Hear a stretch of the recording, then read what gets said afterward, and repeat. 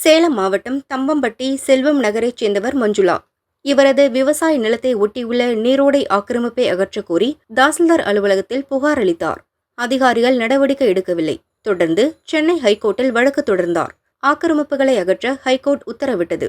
அதைத் தொடர்ந்து ஆக்கிரமிப்புகளை அளவீடு செய்ய 5 லட்சம் ரூபாய் லஞ்சம் தரும்படி தாசில்தார் பாலகிருஷ்ணன் கேட்டுள்ளார். அட்வான்ஸ் 10,000 ரூபாயை உடனே தர வேண்டுமென தாசில்தார் அடம் பிடித்தார்.